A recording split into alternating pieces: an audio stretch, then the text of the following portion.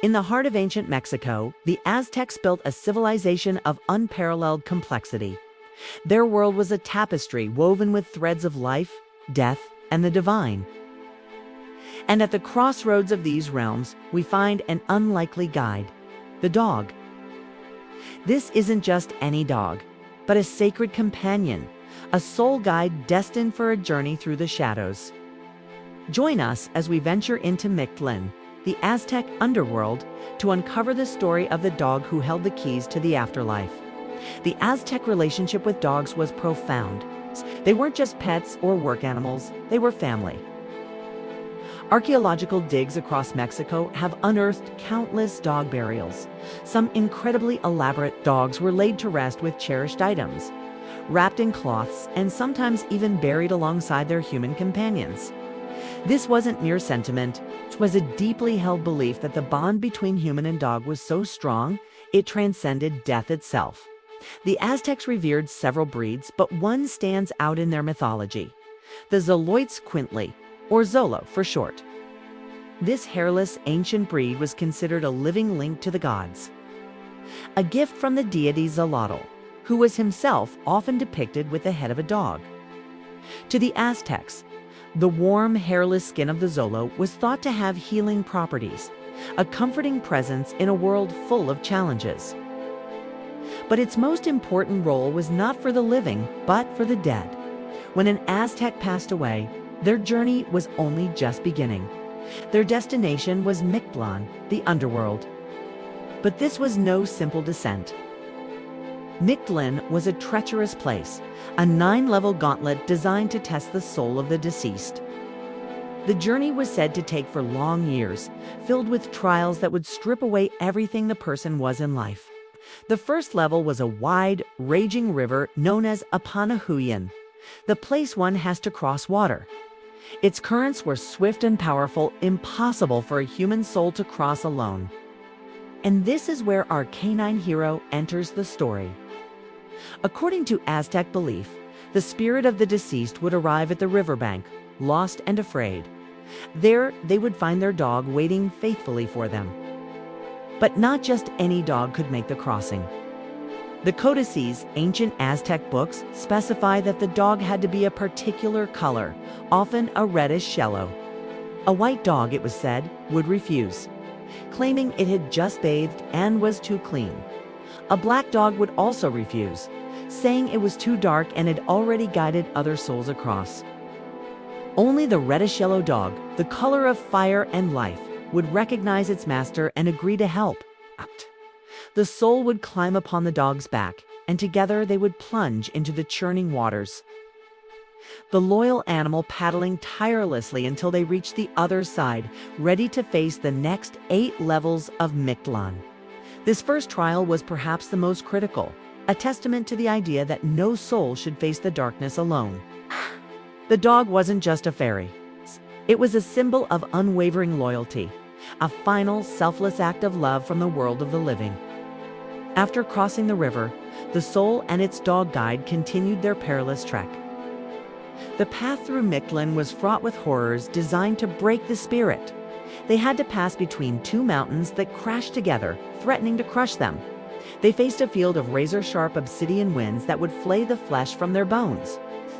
They climbed a mountain of obsidian and endured 8 more desolate hills where a constant freezing blizzard raged.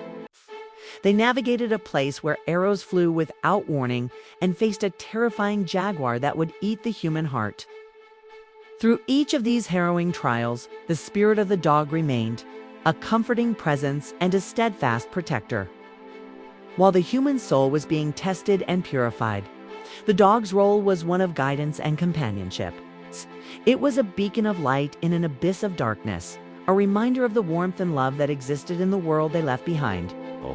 The Aztecs believed that by enduring these trials, the soul was cleansed of all earthly attachments, all pride, all fear, until nothing was left but its purest essence.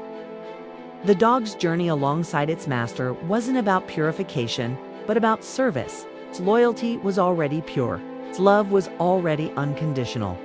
It was the perfect guide because it embodied the very qualities the human soul was striving to reclaim. After 4 grueling years, the soul stripped bare but finally purified would reach the 9th and final level of Mictlán.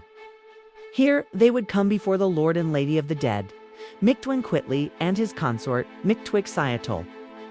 Having completed the arduous journey, the soul was finally allowed to find rest, to dissolve into the eternal darkness. And what of the dog? Its mission was complete. The faithful guide had delivered its master to their final destination. Its purpose fulfilled, the dog's spirit would vanish, its final act of loyalty echoing into eternity. This belief shaped the Aztec view of death not as a terrifying end, but as a long, transformative journey. And it elevated the dog to a creature of immense spiritual significance. To harm or disrespect a dog was not just a cruel act. It was to risk your own passage into the afterlife. You might find yourself alone on the banks of the great river, with no loyal friend to carry you across the water, left to wander for eternity. This sacred bond is beautifully preserved in the art and artifacts the Aztecs left behind. We see it in clay figures of Xolos, often depicted as plump and smiling, ready for their journey. We see them in the codoses, illustrated paddling across the waters of Mictlán, with a human soul on their back. The most poignant evidence, however, comes from the graves themselves. In 2013, archaeologists in Mexico City discovered a 1,200-year-old burial containing the remains of a wealthy man, surrounded by offerings. Lying beside him were the skeletons of several dogs, positioned as if to guard and guide him. These discoveries are not just historical curiosities. They are deeply emotional scenes frozen in time. They speak of a culture that saw animals not as lesser beings but as equals, as spiritual partners whose loyalty was a sacred gift. The dog was a protector in life and a savior in death, a bridge between the world of the living and the realm of the gods. Today, the legacy of the Aztec soul guide lives on. The Xoloitzcuintli, once on the brink of extinction, has made a remarkable comeback and is now celebrated as a national treasure in Mexico. Frida Kahlo and Diego Rivera, 2 of Mexico's most iconic artists, famously kept and painted Xolos, seeing them as living symbols of their country's rich, pre-Hispanic heritage. The stories of Mictlán and the faithful dog are still told, woven into the fabric of modern Mexican culture, especially during Dia de los Muertos, the Day of the Dead. On this day, families honor their ancestors, and the image of the loyal dog is never far away. It reminds us that death is not an end, but a journey, and that the strongest bonds of love can light the way through even the darkest of nights. The story of the Aztec Underworld dog is more than just a myth. It's a powerful lesson about loyalty, sacrifice, and the enduring connection between humans and the animals who share our lives. It's a reminder that sometimes our greatest protector, our most steadfast guide, has 4 paws and a heart of pure gold. Thanks for watching. If you found this journey into the past as fascinating as we did, be sure to like this video and subscribe to Canine Secrets for more stories from history.